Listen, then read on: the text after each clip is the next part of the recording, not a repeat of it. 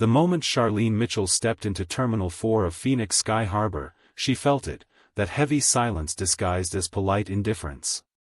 It was the kind of quiet that lived in the spaces between glances, in the micro-pauses of speech, in the forced smiles of those trained to deliver customer service but not grace. Her heels clicked softly against the polished floor as she moved with poise, dressed in her tailored navy blazer, pressed slacks, low leather heels, and a single gold bracelet that caught the light every now and then. She carried no rolling suitcase, just a single leather folder under her arm. Everything about her was deliberate, calculated, clean. She looked like someone used to being in command. And then she was. Charlene approached Gate B7, where passengers were already beginning to line up. She bypassed the snaking group waiting for Group 5 boarding and went straight to the priority lane, presenting her digital boarding pass with a calm expression. Karen Dawson, a gate agent in her late 20s with long blonde hair tucked into a ponytail, took the phone without much of a greeting. Her eyes flicked from the screen to Charlene's face, then back to the screen. The moment lasted just 2 seconds, but it stretched like a wire between them. Karen frowned. "Are you sure this is your ticket?" Charlene didn't flinch. "Yes, it is." Karen tilted her head slightly. "It says first class." Charlene simply nodded. Karen's smile was taut, the kind that strained the skin around the eyes but never touched them. "I see. Just a moment." She tapped a few keys on her keyboard, glanced over Charlene's shoulder at the line forming behind her, then leaned slightly toward her colleague and whispered something. Charlene stood composed, watching the exchange without reacting. She'd seen this choreography before. Karen turned back. "Mitchell, was it?" She didn't wait for confirmation. "I think there might be a system glitch. Sometimes the app assigns the wrong seat class. Can you just step aside for a moment while we sort it out? Is there a problem with my reservation?" Charlene asked evenly. Karen hesitated. "It's just protocol. Sometimes these things happen. I'll get it fixed in a second." Two men, both white, both wearing polo shirts and carrying tennis rackets, arrived at the gate laughing about a delayed tea time. Karen glanced at their boarding passes, smiled brightly, and waved them through without a pause. "Gentlemen, enjoy the flight." Charlene stepped to the side, phone still in hand. Another couple arrived, young, newlyweds perhaps, and were also greeted warmly and boarded in first class. No questions. No pause. She looked back at Karen. "How much longer?" Charlene asked. Karen turned with a slightly forced chuckle. "Still working on it. Thanks for your patience." Charlene's lips pressed together. She pulled out her phone and dialed. The call lasted 37 seconds. "Brenda, it's Charlene. Suspend Air West Horizon's access. Immediate diagnostic shutdown. Begin Safety Protocol Alpha." "Yes, now. 20 minutes." She hung up. Across the terminal, families jostled for space, a child dropped a toy, a flight attendant rushed by, and a man cursed under his breath about his gate change. But where Charlene stood, time held its breath. 3 minutes later, the gate's digital screen flickered, then went dark. Passengers looked around, confused, murmurs. Then the announcement came over the speaker system. "Ladies and gentlemen, we're experiencing a temporary technical issue with boarding systems. We appreciate your patience." Karen clicked desperately at her keyboard. "What the?" Charlene remained where she was, expression unreadable. Karen turned to her colleague. "Do you think it's the server again?" "Ugh, we've had this issue since last quarter." Another man in a suit approached. "Excuse me, why did the screen go black? I need to be in Atlanta by 6. "Sir, we're looking into it," Karen said, flustered. "There seems to be an issue with the system." Charlene finally spoke, her voice calm but clear. Should I still wait over here? Karen blinked. What for? First class, Charlene said. You told me to wait while you confirmed my seat. Yes, but the system's down now, so we can't. A loud ding came from behind the counter. More error messages filled the screen. Karen tapped again, but nothing responded. Passengers began murmuring louder. A line started to form at the counter. Excuse me, is the flight delayed? I need to connect to Charlotte. My kid needs her medication, in the bag already loaded. Ma'am, are you going to help us or not? Karen stepped back, overwhelmed. Her face had turned slightly pink. A voice came from behind them. It was Greg Turner, the terminal operations manager. Late 40s, gray at the temples, wearing a company vest and a strained expression. What's going on here? Karen rushed to him. I don't know, sir. The system went dark, it just shut down. I was checking this passenger's seat, and then. Charlene turned toward him. Greg stopped, for a beat too long. He stared at her, his throat bobbed. Ms. Mitchell. Charlene inclined her head slightly. Mr. Turner. Karen looked back and forth between them, confused. Wait, you know her? Greg didn't answer. An IT technician hurried over, speaking in hushed tones. Greg leaned in to listen, then glanced back at Charlene with a look that was part awe, part dread. She's the one. She runs Streamlink, the technician whispered. She owns the infrastructure. Karen's face dropped. Wait, what? Charlene stepped forward now, her voice even, measured. Mr. Turner, the system you're trying to operate was designed under my direction. Every gate, every check-in, every boarding pass runs through my code. I believe your agent here asked me to step aside because she didn't think I belonged in first class. Greg opened his mouth, but Charlene cut him off. And now, she continued, your company doesn't belong online. 20 minutes earlier, when Charlene had stepped into the line for first class at gate B17, she had already known this flight would be heavier than most. She wasn't nervous, nerves were for amateurs, but there was a weight, a tightness in her chest that came not from fear, but from memory. From history. She'd prepared for this. Not just today, for years. The boarding gate was crowded now. Flight 622 to Atlanta was one of the busiest routes out of Phoenix. Business travelers were shuffling on their phones, checking emails with urgency, impatient to reach the capital of Southern commerce. A child somewhere nearby whined about a melted chocolate bar.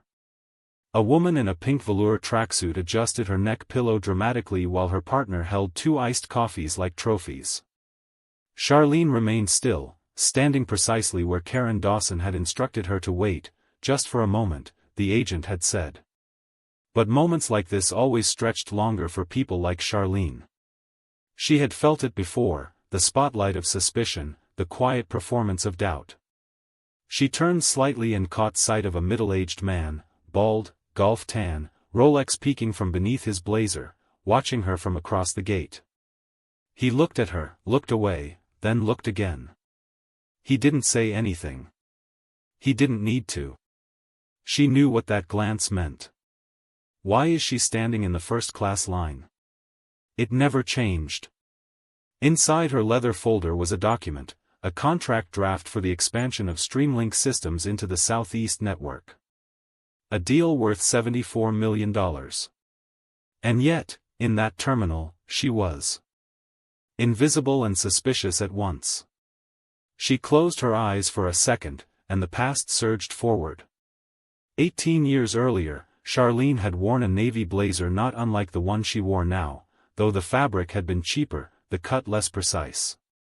She was 30 years old, a junior systems engineer at Air West Horizon's IT division, a rising star. She had written part of the early load balancing logic that helped gate systems prioritize flights.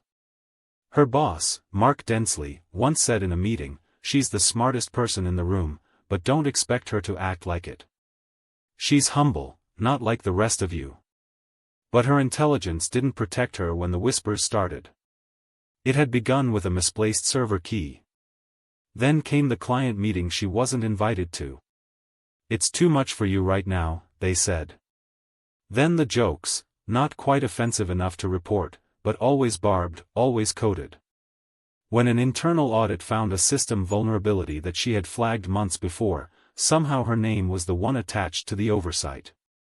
Mark didn't defend her. And on a muggy August morning in a conference room with one flickering fluorescent light, she was told her position had been terminated in light of recent concerns about procedural gaps. No apology. No acknowledgement of the silence that led there. Just an HR folder and a locked badge. Now, standing by gate B17, she watched another version of the same story unfold. Newer costumes, different characters, but the same choreography. Karen was whispering to her colleague again. Charlene heard the phrase, "didn't think she," followed by, "maybe we should call security. Just in case." Her eyes didn't blink. She turned to the side and watched two more passengers be ushered into first class, a younger man with a Patagonia vest and wireless earbuds, and an older white woman with a therapy dog in a little blue vest. The woman smiled sweetly at Karen and complimented her earrings. Karen beamed. Charlene watched the dog walk in with more ease than she had been allowed. A low buzz of irritation started to build behind her. A woman in a floral dress muttered, "What's the holdup?" A man said louder, "Why are we all waiting? Just let people on the damn plane." Karen's voice rose, trying to calm the crowd. "Folks, we're experiencing a small technical hiccup. Please be patient." Charlene turned and caught the eye of an older black woman seated across the waiting area. Their eyes met, and the woman tilted her head in silent solidarity. A moment passed. Then the woman gave the smallest of nods, just enough to say, "I see what's happening. You're not crazy. This is real." Charlene had lived long enough to recognize those nods. They were breadcrumbs for survival. She pulled out her phone and checked the time, 10:38 a.m. She waited 2 more minutes. She had given Karen the benefit of the doubt. She had given the company the benefit of professionalism. It hadn't come. Her thumb hovered over the name, Brenda Owens, CTO. The call connected on the first ring. "Brenda, it's Charlene. Suspend Air West Horizons access. Immediate diagnostic shutdown. Begin Safety Protocol Alpha." Brenda didn't ask why. She simply said, "Understood." Charlene hung up and returned the phone to her pocket. From across the counter, Karen's monitor blinked, and then, snap, black. "What the hell?" she muttered. Then the gate's digital display flickered and went blank. The boarding scanner beeped 3 times in protest, then shut down. A child near the front began to cry. A man cursed. A voice crackled over the intercom. "Ladies and gentlemen, we're currently experiencing an unexpected system outage. Please remain near your gate while we work to resolve the issue. We apologize for the inconvenience." Karen turned to her colleague, panic rising. "Did you touch anything?" "No, I didn't. This isn't us, this is the server." From her place near the rope divider, Charlene remained perfectly still. Not smug, not gloating. Just watching. By the time the 4th gate screen went dark and the boarding systems for neighboring flights began to fail, panic had settled across Terminal 4 like a low fog. Charlene remained seated, her posture straight, legs crossed at the ankle, hands gently folded on top of her leather folder. She wasn't enjoying the chaos, but she was at peace with it. This wasn't revenge. This was correction. Karen Dawson was no longer whispering. She was pacing now, her eyes wide, breath short. Every few seconds she tapped the keyboard again, as if the screen might respond out of sympathy. Passengers were restless, voices rising. Someone filmed a video on their phone and muttered, "Something's going down at gate B7. Greg Turner, the terminal manager, was now on the phone, his voice low and clipped, trying to carry a control it no longer had. "Systems are frozen across the board," someone said. "Streamlink, were they hacked?" Greg's face went pale. "No," he said quietly. "It's not a hack. It's internal." He hung up, eyes sweeping the gate until they landed again on Charlene. She was still watching. Greg approached her with the tentative energy of someone walking barefoot across glass. "Mitchell." He forced a professional smile. "Can I have a quick word, please?" Charlene looked at him for a long moment before rising. He gestured toward the side of the gate near the wall. They walked a few steps away from the crowd, though many eyes followed them. Karen stared openly. "I believe there's been a misunderstanding," Greg began, his voice light, almost apologetic, "and I wanted to personally apologize for the inconvenience." Charlene raised an eyebrow. "Inconvenience?" He winced. "Yes. The boarding confusion. It appears there was a lapse in judgment on behalf of Air West. I assure you this doesn't reflect our values." She cut him off, calm but firm. "You were here when I was let go." Greg blinked. "I beg your pardon?" "August 19, 2004, Charlene said. "I remember." The fluorescent light above the conference table was flickering. "You sat in the corner, 2 seats down from HR." His face twitched. "You didn't say a word," she continued. "You didn't even look at me." "Ms. Mitchell, that was a long time ago." I was 30, she said. "I had already built the early version of your real-time load balancer, and I got called into a room full of men who decided I was the problem. No warning. No hearing. No voice.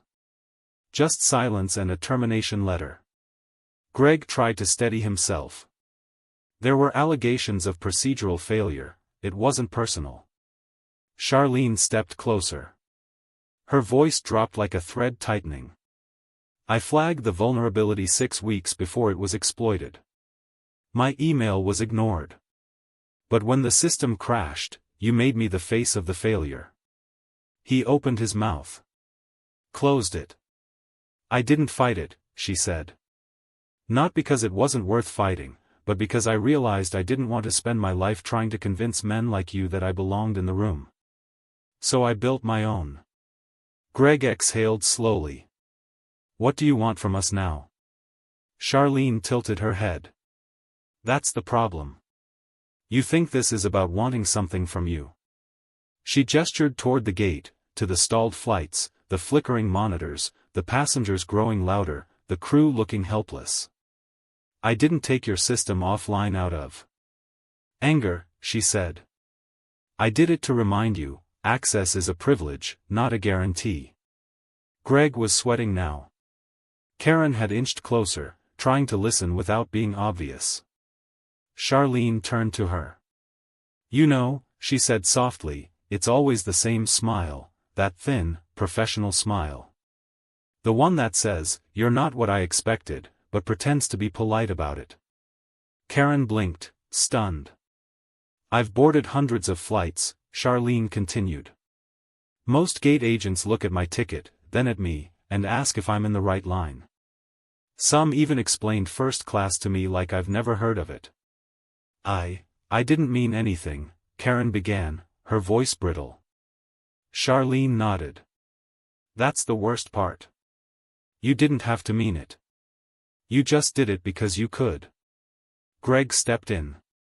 "We're prepared to offer a formal apology and, of course, upgrade your flight experience today.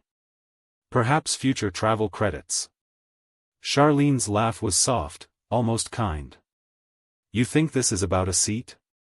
Greg paused. Charlene looked down at her watch. "By now, your CEO has been notified. He'll be trying to reach me in the next few minutes. I won't be available, but I'll respond publicly." A few feet away, a teenager with a phone was recording everything. Charlene didn't stop him. "Ms. Mitchell," Greg tried again, "we need to restore the system. People are stranded. Flights are backed up. I'm asking for your cooperation."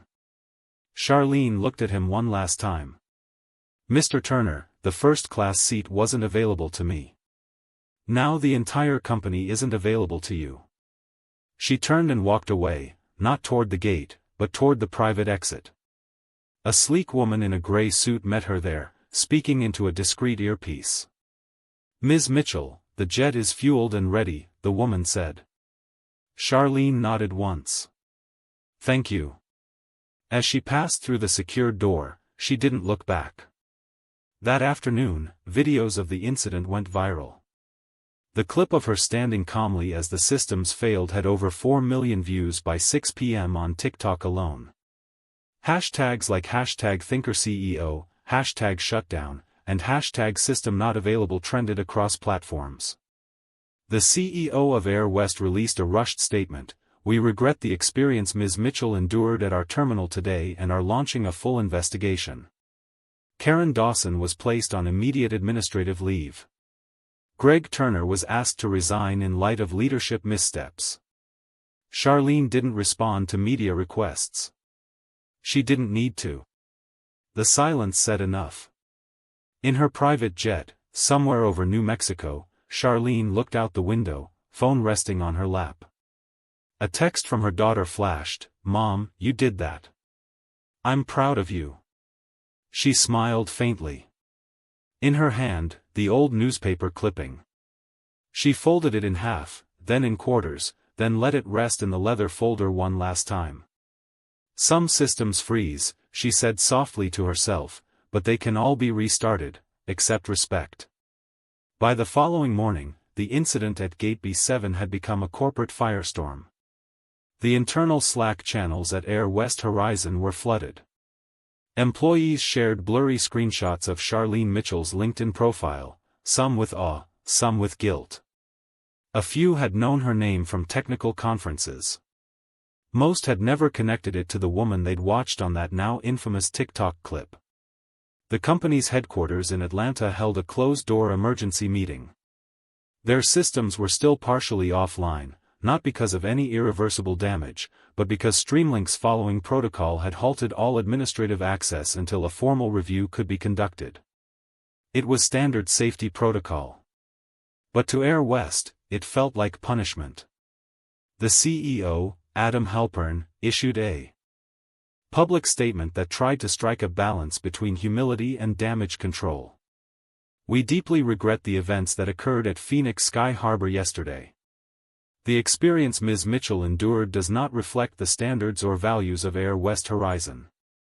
We are actively engaging with Ms. Mitchell and Streamlink Systems to rebuild trust and assess necessary policy changes."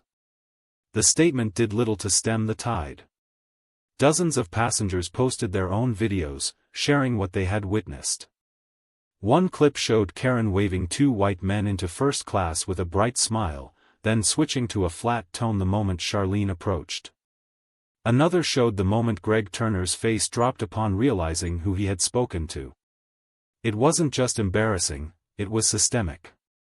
Charlene, meanwhile, remained offline. She didn't tweet. She didn't post on LinkedIn. She didn't speak to CNN or NPR, though both had called. She didn't respond to the dozens of emails from executives, many of whom conveniently had never returned her calls before. She let the silence work. Back in Phoenix, Brenda Owens, the CTO of Streamlink, managed the recovery protocol with surgical precision. She spoke with Charlene only once that morning. "They're panicking," Brenda said on the call. "They should be," Charlene replied. "They've offered a full public apology, a diversity initiative partnership, and personal apologies from their entire C-suite."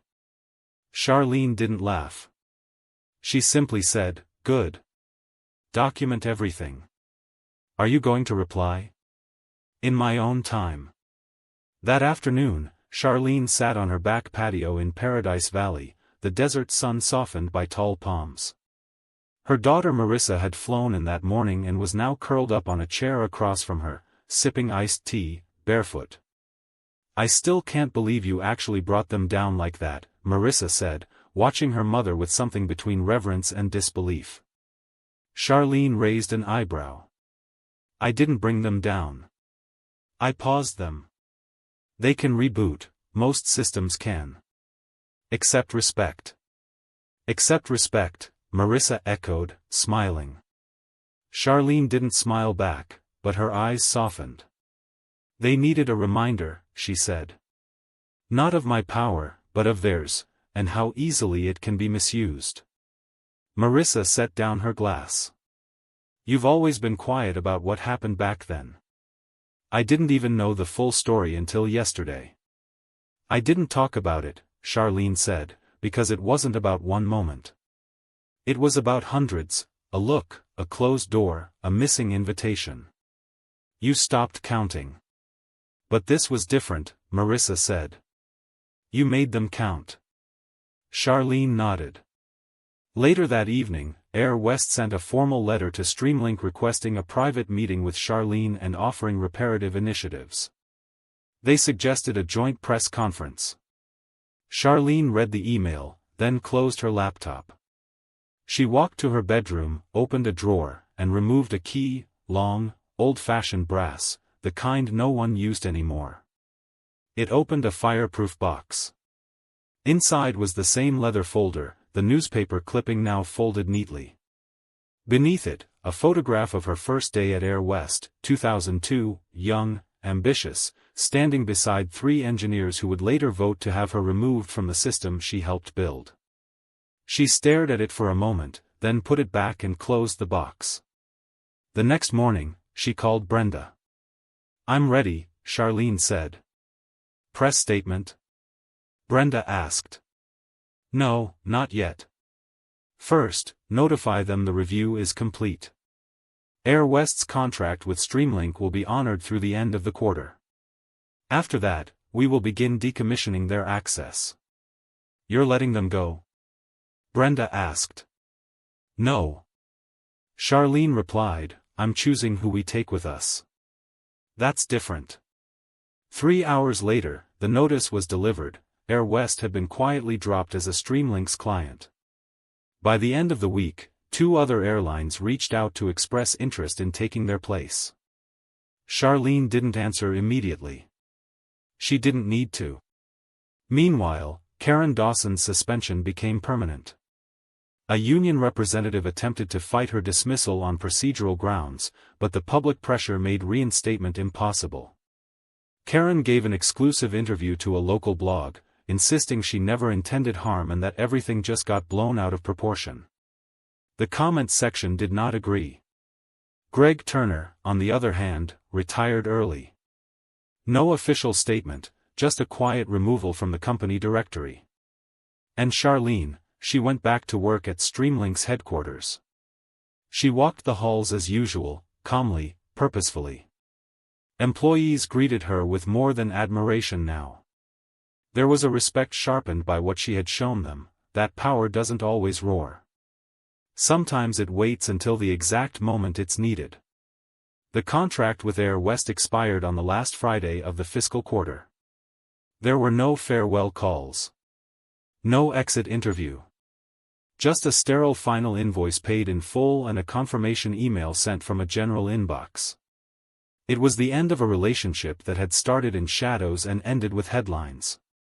Charlene didn't watch the systems go dark, not this time. Brenda handled it. Her team off-boarded Air West's data, rerouted live feeds, reassigned data streams. By Monday morning, a new airline had taken their slot in the Streamlink's infrastructure, a smaller company, hungrier, more aligned with the future Charlene was building. She stood in her office that morning, looking out at the Arizona sky, cloudless, unapologetically vast. A soft knock on the glass door. It was Julia, her director of engineering. "They just published the fortune list," Julia said, holding up her phone with a grin. Charlene raised an eyebrow. "You're on it," Julia said. "Number 6. Most influential women in tech. Charlene offered a small smile. They're always late to the truth. Julia laughed. Want me to schedule a few interviews? No, Charlene said. Let them wonder. She turned back toward the window, her mind somewhere else. That afternoon, she had lunch with Marissa at a quiet bistro tucked into a Phoenix neighborhood. The sun filtered through the trees as they sat beneath a faded yellow umbrella. Marissa looked different now, more grounded. Since the airport, she'd asked more questions. Real questions about the early days, about how her mother learned to navigate spaces that never expected her to arrive, much less lead. You know what I keep thinking about? Marissa said, twirling a fork. That woman at the airport. The one who nodded at you. She didn't say anything, but that look. Charlene nodded. I've seen it my whole life. What do you think she saw in you? Charlene paused. Freedom, she said. Not the kind you're given. The kind you take back. Marissa stared at her for a moment. You're going to write about it one day, right? The whole story? Charlene smiled. Maybe. Or maybe I'll just make sure someone else doesn't have to. A few weeks later, she stood before a quiet audience at a closed conference. No press. No hashtags. It was a gathering of young black women in tech, hosted by a mentorship nonprofit Charlene had quietly funded for years. She didn't give a long speech. She didn't talk about At the airport, she talked about systems, not just code but culture. She talked about silence and choice, and the strength in walking away when the room isn't built for you, and building your own room instead. Afterward, a girl no older than 16 approached her, notebook clutched to her chest. Mitchell, she said softly, how did you know it was time to say something? Charlene smiled. I didn't, she said. I just knew it was time to stop saying nothing. The girl nodded, wide-eyed, and walked away.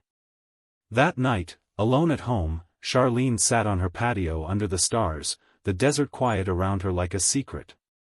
She opened her old leather folder for the last time. The newspaper clipping was still there. She tore it in half, then in half again. Then she lit a match, let the flame catch the edge, and dropped it into a ceramic bowl. Ashes curled. Smoke lifted.